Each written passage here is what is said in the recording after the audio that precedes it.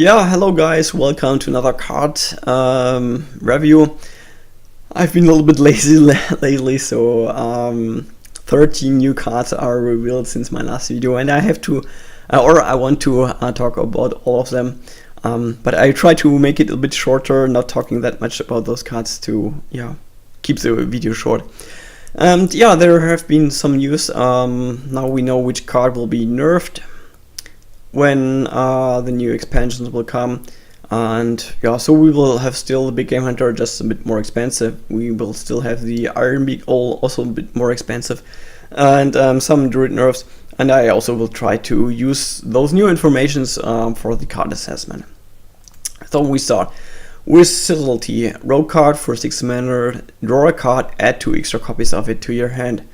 Yeah, so basically you draw 3 cards and you draw always the same card. If you compare it with Sprint, you draw for 1 mana more, you draw 1 card more, which sounds really good. I think the higher the mana costs are for the spell, the less good it becomes. But still, I think it's still better to draw 4 cards for 7 mana than 3 for 6. And which is also really good is the you draw different cards, so you have more options, you're more flexible. And with Subtlety, it's not the case. If the card is not good, what you get, you cannot use it. And I think this is a huge problem, that you're missing the flexibility. Even if you draw a good card for 7 mana or so, you can just play those 7 mana card and maybe one of the other cards you had in your hand before. But it's not like with Sprint, you get a 7 mana card and a really good 3-drop or something like this. It's not the case. So you're missing the flexibility.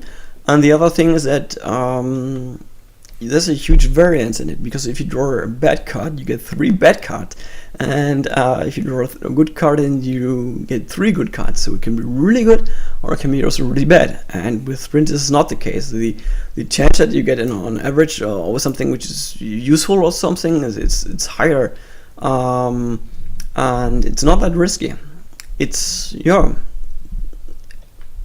I think it's better to have so you hedge against the RNG a little bit. And another thing is that if you use this and you play the first time the card which you draw, then your opponent knows which card it is, and he knows that you have 2 more copies of it. So he gains some information which you don't get when you use Sprint.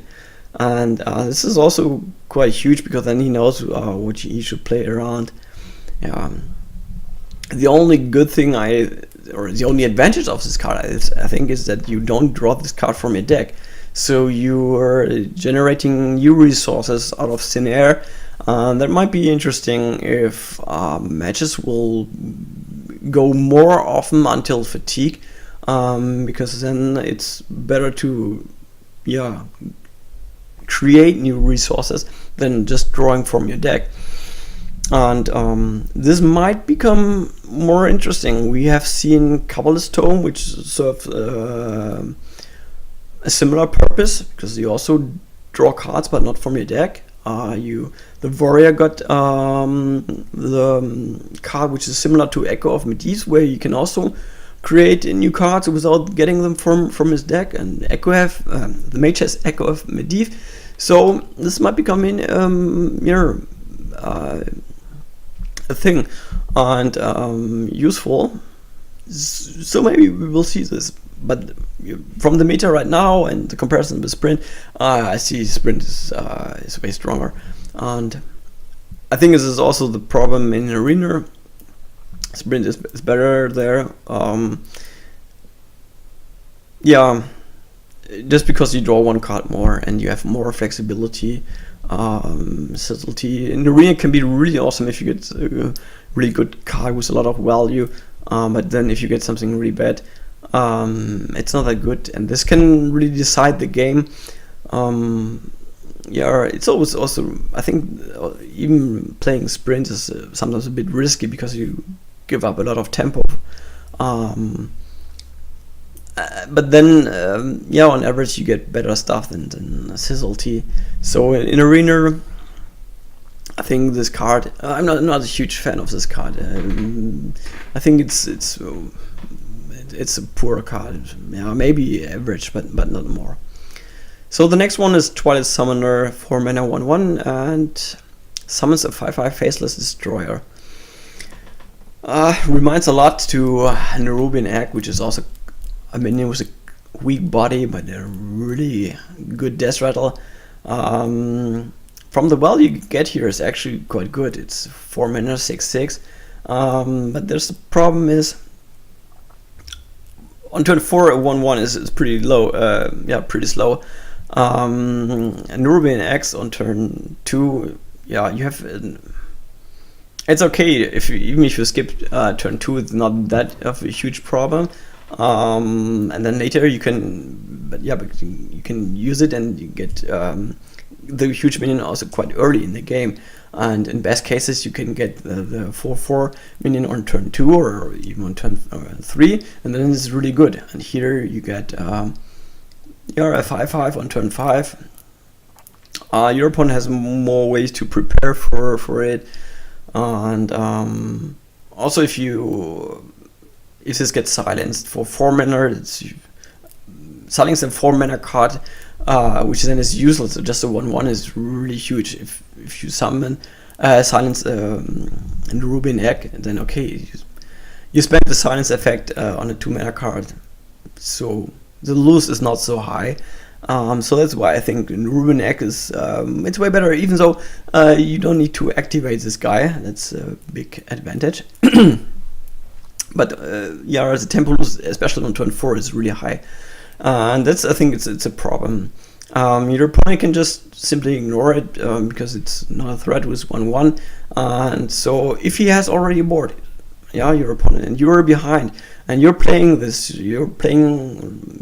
actually nothing, and then the next turn you use this to ping something and you play something big, and then you have 2 big minions on the board, but with no effect, and your opponent then has again free turn to attack you, and maybe this is you go so low with your health that even the value you get out of this and it's not worth it. And here also in Arena, I think it's the same problem. Tempo lose is really high. It is nice if you're ahead and you can play this.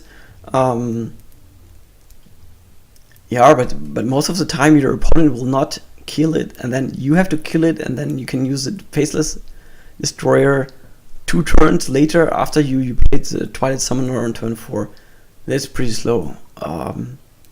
And if you're behind it, yeah, it's really bad. So because it still has a lot of value, I think it's maybe okay or so, but actually I would more say it's not that good. So let's come to Embrace the Shadow. It's a 2 mana. Yeah, priest card. This turn your healing effects deal damage instead. So you play this, and every healer you have will have a damage effect. It's the same with the 4 mana priest minion, where I can't remember the name right now, but I'm pretty sure that you know which minion I'm talking about. Usually, so the thing is, would you substitute the minion for this card? I don't think so, because then you have it combined. You have a 1 minion and you have the effect, and if this minion survives, you can also have the effect in the later turns. Well, here it's just for 1 turn, and you have to play a card for it. So the only reason I see to play this over the minion with the same effect is if you want to go for OTK priest, where you have a lot of healing effects, and then you play this card together with Prophet Villain and Flash Heals and so on. But so far, even with Mind Blast, there are a lot of cards you need to make this happen, and yeah, if Priest is really the best class to get such an OTK combo deck. I'm not so sure about it. Yeah, and just to play this in addition to the 2 minions, therefore you don't have enough healing effects, and you have to spend a whole card for this.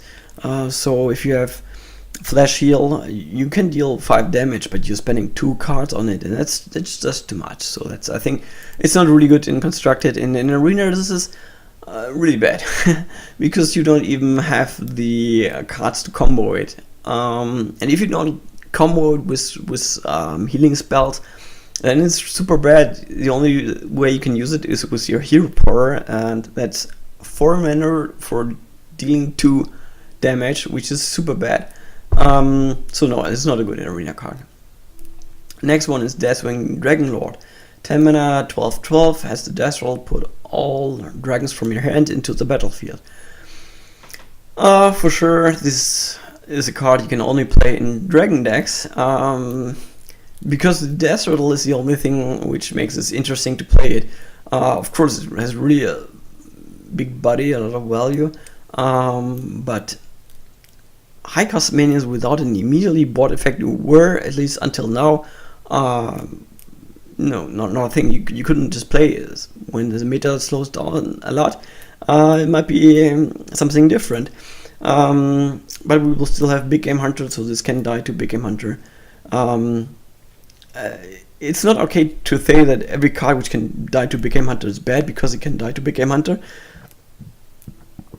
But then you wouldn't play any minion with those high attack points. And if you have more than 2 of them in your hand, then at least one of them will survive. But yeah, it has no immediate effect and it can die immediately. So the death rattle is the only thing which makes this card interesting or playable. And I'm not so sure. The thing is that dragons have a lot of good battle cries, and those won't trigger. The good thing is when you have this card and you have Ysera, you just keep Ysera in your hand, you play something else, and then you play this guy on turn 10, and he spends his resources on it to kill it, and then, yeah, surprise, Ysera will hit the board. And, yeah, he needs to deal with it as well, so two really huge minions, or important minions, at the same time, then it's really hard to deal with it. But on the other hand, yeah. Oh yeah, and you can play something else on the next turn.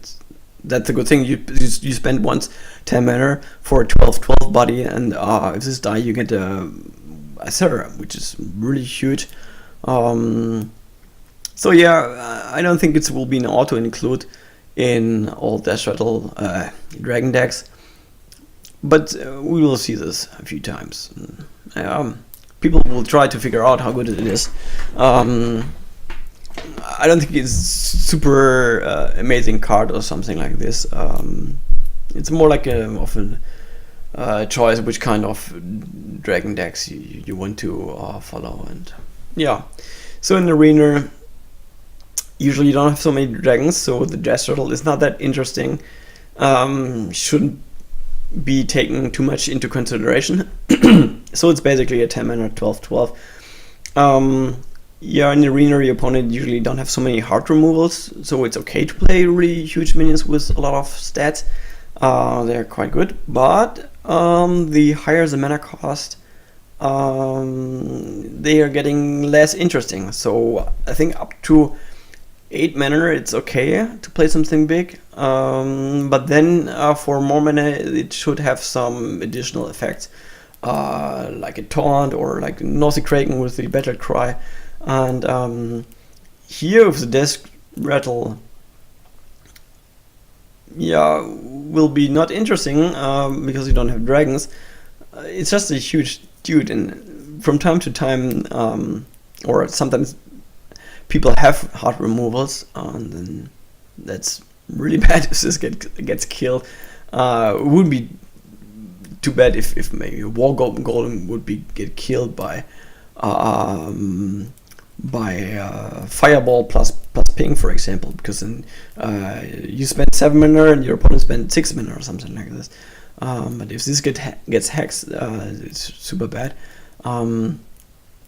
So this is what I would say why I think that minions with a lot of mana cost, really high 9 or 10, it becomes less interesting even though the value is good.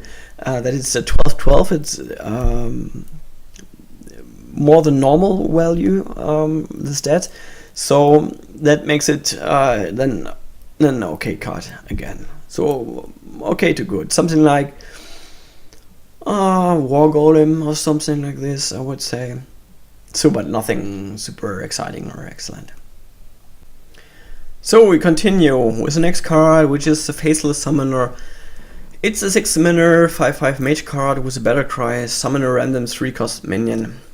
Yeah, and this card is actually really good. On average, the 3-cost minion has I'm not so sure, I read something online, but it's the attack is more than 2 and also the health is more than 2, I think 2.5 and 2.5, something like this. And then you also need to consider that you know, some of them have another effect, like for example Divine Shield or something like this. So actually it's quite good what you get out of it, or most of the time. You can get something really crappy like Alarm Watch or something like this. Well, but who knows, maybe it will survive and will also be good. Yeah, so on average it's really good what you get out of it, and so the value, it's quite good. 6 mana 5/5 plus 2.5 and 2.5, so roundabout, and eventual or maybe with another effect or something like this. Yeah, so I think it's, if you play mage decks where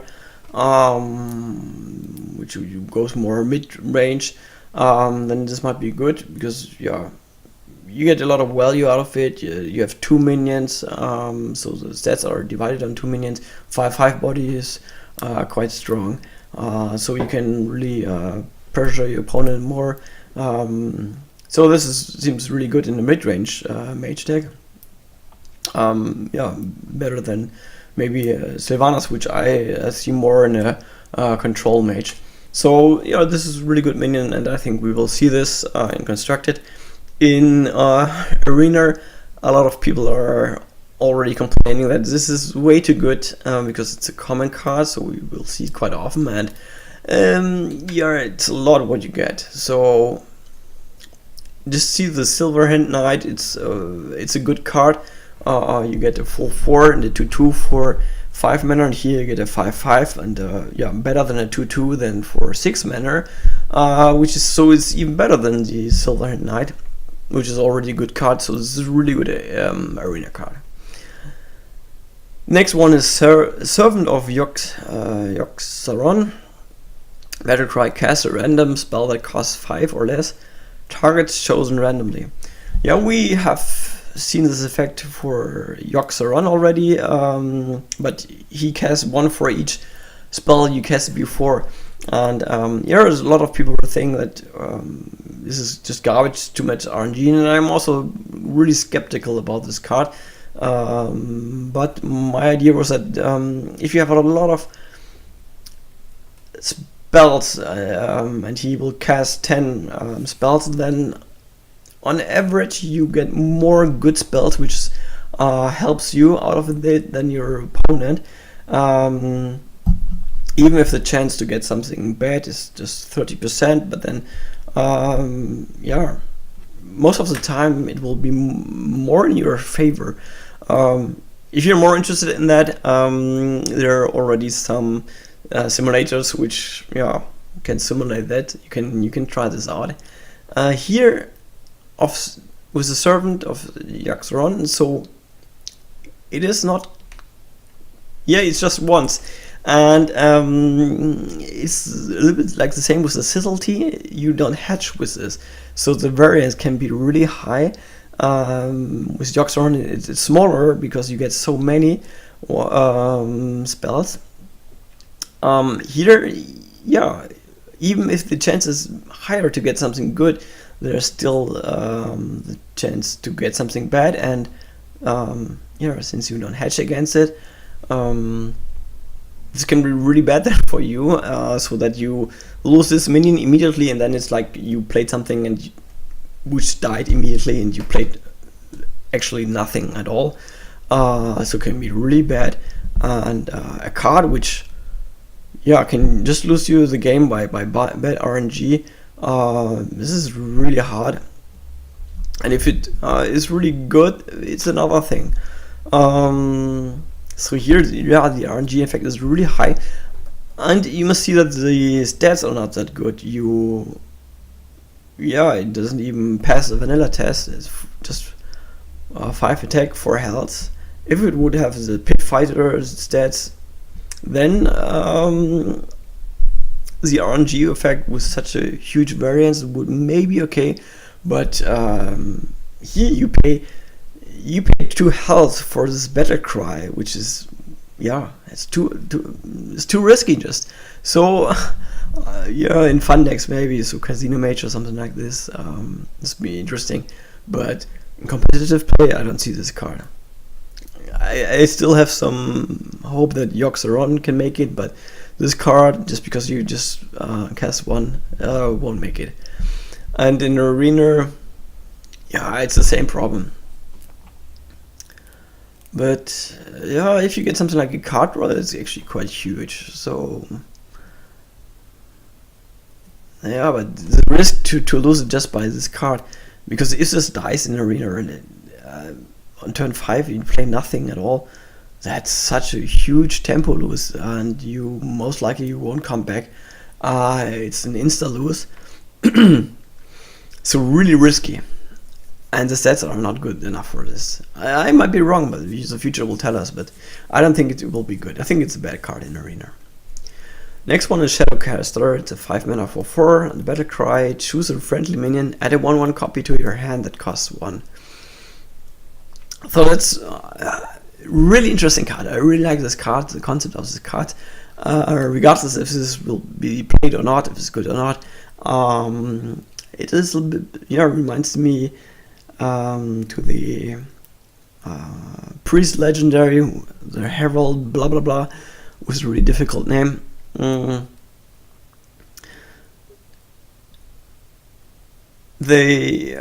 If you just, so to make this card really good, you need also to have a good minion on the board, which you can use to make the copy out of it. And this minion should have a certain ability. It's really good with Death Rattle cards, which like Sylvanas, for example, would be really good. Cairn, or yeah, even if it's just a card draw, this is really nice. And yeah, or you can do even some crazy stuff with Malygos if this survives. But if it survives and you play Malygos, usually you should be able to make a 1-turn kill then. Yeah, but even other strong cards. The problem is, since the mana costs are so high, it's really hard to play a minion which is worse to copy, or which is really strong, like Sylvanas or Ragnaros, for example, and this guy at the same turn. So either you combine it with quite weak minion, Luthor, for example, which is still okay, I guess, but then you might lose a little bit tempo. It's way better if you have already something on the board, because then this card can shine. If you have already really good Desert minion on the board and you make a copy out of it, that's pretty amazing. And then you can choose when you play it. It costs just 1 mana. It's super flexible. You can use it to start your combos. So there are a lot of good things you can do with this card. Yeah, super interesting. And I think Death Rattle Rook seems quite interesting right now. We have seen some really interesting battle Death Rattle minions, and we had some for Rook, the 2/2 mana guy, which was drawing a card. For example, there is still the Raptor available. So I think this card might be seen in a Death Rattle Rook. Yeah, it's not that good from the stats, and you might lose a bit of tempo, but what you can get out of it, if you can really copy a good minion, it's a bit the question how reliable you can have something on the board. But if you have something, then it's really good. In Arena it's a bit different, since the question is what minion you should copy. Usually they don't have some special abilities, they just vanilla cards, or cards with Death Rattle. But with Death Rattle it's actually also not that bad, if you just think about it. Whereas Ring Farseer means like you get another heal for 3 years, and but you need the board presence, and if you're behind in Arena, then this minion is not good. You need a lot of mana to play this card with another card, which then is most of the time a quite weak one, and it needs to have an ability, so it's harder to pull it off, and that's why I think it's it's great potential, but not that much in Arena. So in Arena it is average, I would say, just because it has good potential, but it's not so good if you're behind. And 4/5 mana without Battle Cry effect is quite bad. Next one is Forlorn Stalker, 3 mana hunter card for 2 stats. Has the Battle Cry, give all Death Rattle minions in your hand +1/+1.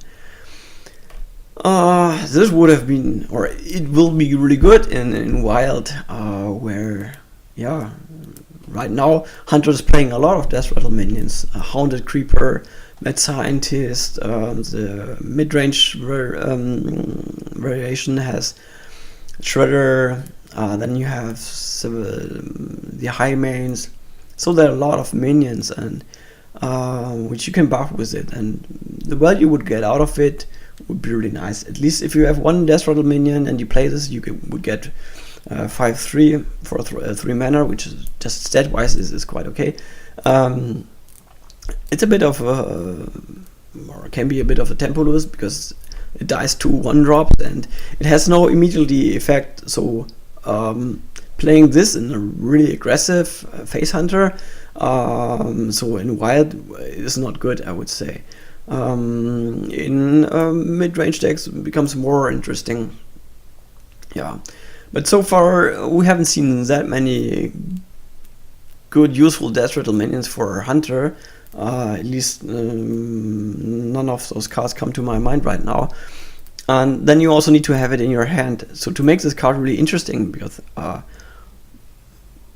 for 3 mana is not that good, the Battle Cry needs to trigger somehow. And so you either need to play something more slower, so you can wait until you can play this card and get the buff on the Death Rattle minions, or you need to include a lot of Death Rattle minions, so that when you play this on turn 3, you get the minions out of it.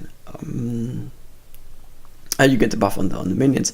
I don't see that right now, that we have so many really good Death Rattle minions. But we have seen a new Hunter Legendary, which I will discuss later, and so this gives more motivation to play Death Rattle Hunter, and then this might be a good card. In Arena, really unlikely. This fits in a really typical or specific deck, and you need to include Death Rattle minions, but if you don't have it, it's not that good, and therefore 4/2 is not good. So I would say it's more something between poor and decent, or something like this. It always has the chance to trade with something higher, and if you can give the buff, it's quite nice. But it can really lose a lot of tempo as well, so it's quite risky then. So that's why I think it's not really good. So we go on with the next card. It is Demented Frostcaller, 4 mana, 2/4, and after you cast a spell, freeze a random enemy character. Yeah, it's a little bit like Flamewaker. Yeah, also the same stat, cost a bit less. But here you have a freezing effect. I'm really not that sure how good this card is.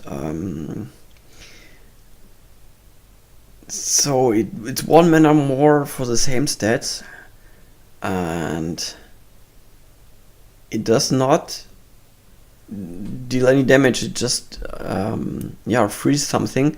So it buys you maybe some time, and it can hit also the enemy hero, so it might not affect the board. So you always have the chance to, yeah, get nothing out of it. If it's a weapon class, yeah, then it might be really good, but if it's mage or something like this and the freeze hits the face, that's not that good. And yeah, what do you want to what is good for to freeze a random minion? Sure, in some situations, yes, but it's a really weak minion you play. You need to have spells.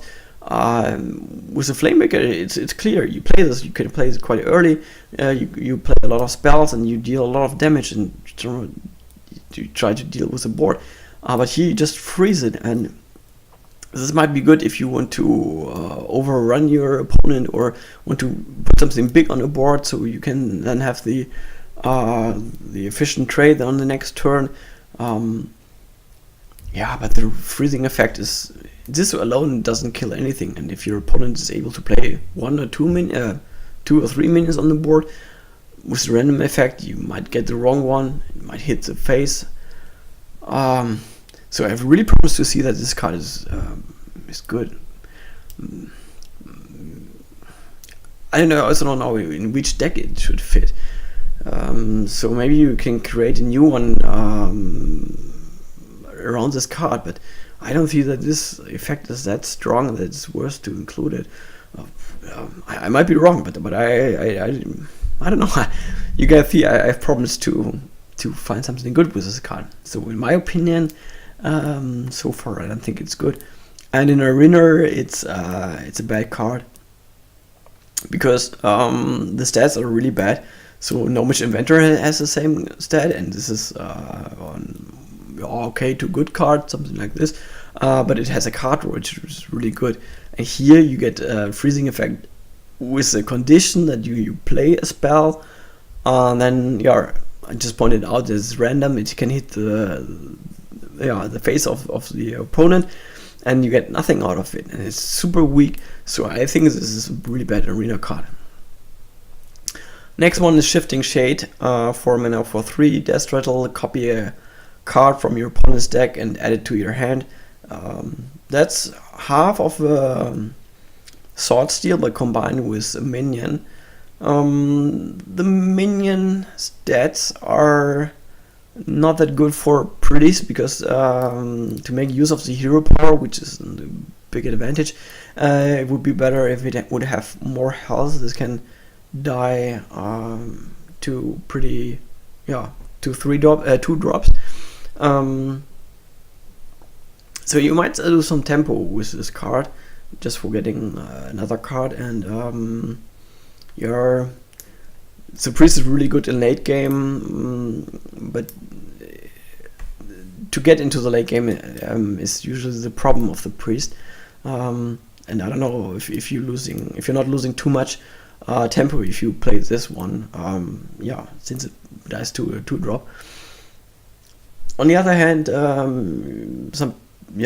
play Sword Steal, and yeah, you get nothing for 3. Yeah, you get cards, but you have you put nothing on the board. And here you have at least a minion body. But this may be the problem. You don't get you get a minion which is not that good, but you get a card draw, which is maybe not that good as drawing 2 cards. So it's a combination out of it, and so the question is, how good is this combination? Yeah, I'm not such a huge Priest player, so I have some problems to really assess this card. I think it's okay card. We might see this because itself getting a card and the stats are not bad. I mean, it's better than Polluted Hoarder. Yeah, if it goes off into Fatigue, you don't draw it from your deck, which is also good. Yeah, it might be a good substitute for Sword Steel, something good mixture. So if you always think Sword Steel is too slow, then Shifting Shade might be a good way. Yeah, in Arena, the tempo loss can be really bad. Yeah, minions with a lot of health are actually which matter with Priest. So yeah, I'm not that sure.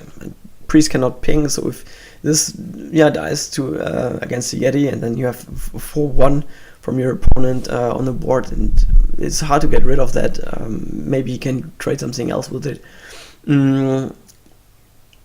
So hard to say if it's worth it to draw a card. Sure, if you make it to late game, then this is it's always good to draw a card then, because you're more flexible, you can put more stuff on the board, and the higher you go with your wins, the more likely you get something good out of it, because then the quality of the decks from your opponents are better. Yeah, I think it's at least decent. So a card draw is really not that bad. It's actually quite good. The body, yeah, it's not the best. Okay, Twilight Flamecaller. It's a 3 mana 2/2, deal 1 damage to all enemy minions. It reminds me a bit of the Ironforge Rifleman, I think that's the name, which deals 1 damage to a specific character you can choose. Here you hit all enemy minions. So in Constructed we don't see the Rifleman at all. And I have also some problems to see why this can be that helpful. Sure, it's like Arcane Intellect combined with the minion, which is the combination is always better. You save cards, and yeah, you get more out of it. For 1 mana more, you get a 2/2, which is good. But Arcane Intellect is not played at all, even though there are ways to buff it with Dellar and Aspirant. But it's also a bit hard to pull off in even Constructed. Yeah, so against class with a lot of tokens. For example, if Paladin plays Stand Against Darkness, or he used Justica Trueheart to generate a lot of tokens, then this might be good. But otherwise, it really seems that the meta is really slowing down, and then I'm not too sure why you should have something like this with really not such of a huge impact on the board. You always have the chance to ping something, and that is sometimes necessary to hit more minions. I don't know. So even since in Wild it might matter, because Master for Battles, Implosion or something like this, then this is good to play against it. But so far in Standard, I'm not so sure if this is really good in Constructed. In Arena, the Ironforge Rifleman, it's not that good, but it's a decent card. It's okay. And here, it's a bit better, because it just hits enemy minions. Sure, in some cases it's not that good. If he has an Agolot of Pain, for example, then this Battle Cry is pretty bad. But in most of the cases, this card is better than the Ironforge Rifleman, which is an okay card. And so this one, I would say, is something between decent and okay. It's always good to have something which affects the whole board, so because board clears are quite rare. One damage to everyone, I think, is not that huge, and the body is quite weak. So I don't want, wouldn't rate it too high. Something between average and good. I don't, a bit over average, but yeah, it's not really super good. Or yeah. So next one, Dark Arakor. It's a 6 mana 5/7 taunt. Battle Cry gives your cartoon +3/+3 wherever it is. So it's this is a card for Kassoon deck.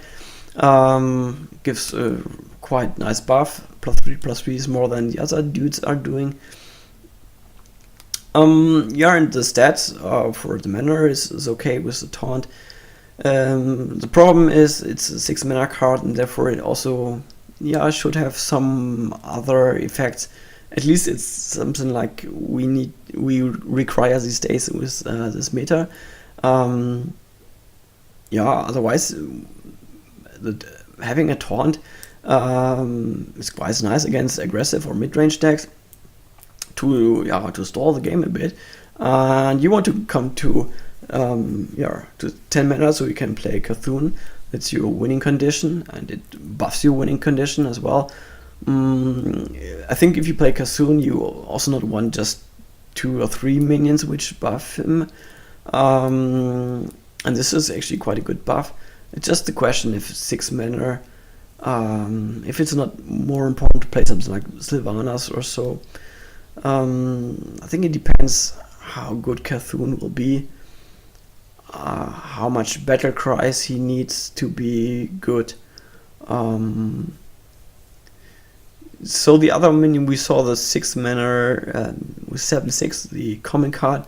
I don't think you can play this card, but this seems more playable, and we might see this in Constructed. In Arena, because it's a Kassoon card, we won't see this.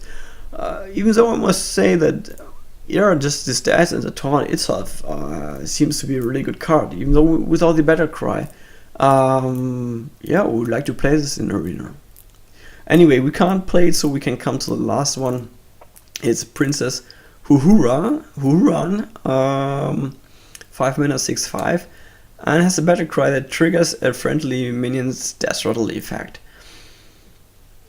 So some people were wondering if it means if it triggers already if the minion is losing the Death Rattle effect.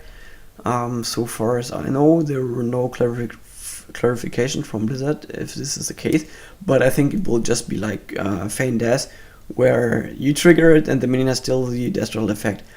That sounds pretty cool, actually. So stat-wise, it's good. The other way around, Pitfighter stat would be better. But here, Feign Death was a card which was quite cheap, and you could combine it with playing something in the same turn when you played it, something like for turn 8, Sylvanas and Feign Death. And here, since the mana costs are higher, most of the time you require something on the board already. So here the question is if you, how many Death Rattle cards you will have and how strong they are. And also for later games, how many cheap Death Rattle cards you can have, so that you can combo it if it's not possible to keep some on the board alive. So Death Rattle, it's not clear how good it will be. In Hunter right now are the high mains, which is quite good Death Rattle. Then otherwise in more control-ish decks with Sylvanas. But then there's the problem that Control Hunter so far is not that strong. If this will change, and we will see some more Death Rattle cards, so that this card can become good. I think then it can be a good card in Constructed. And in Arena, there are still some quite interesting Death Rattle cards. How many do you get on average during a draft? Maybe 3. Yeah, I'm not so sure. I don't know the statistics about this. So I guess most of the time the Death Rattle effect, you cannot make use of the Battle Cry because you don't have a Death Rattle minion in play. It needs to survive a turn. So not so sure if this then is that good. Stat-wise, it's okay. It passes vanilla test. The other way around would be better, but still, I think it's a quite strong card. And it has the potential to get something really good out of the Battle Cry if you have a Death Rattle, and be just, you have a Sludge Badger in play and you get a 1/2 taunt out of it, so you can always get something in addition. So the card itself, I think it's you're decent to good, and then you get the potential Battle Cry, which, yeah, for sure in some situation can even win you the game. So that's, I think in total this is a good arena card. Okay, so that was quite a few cards I had to discuss here. Yeah, I hope you could follow my argumentation, and you can somehow agree with what I'm saying. Hope you enjoyed the video, and then we will see in I think we will see a lot of new cards tomorrow. So I'm not so sure if I can make a video tomorrow, immediately after the presentation of the new card, but maybe during the weekend I will give, I will try it. I don't know how many cards I have to reveal. No, I don't have to reveal anything to discuss, but let's see. Just check out my channel if you're interested, and then see you soon.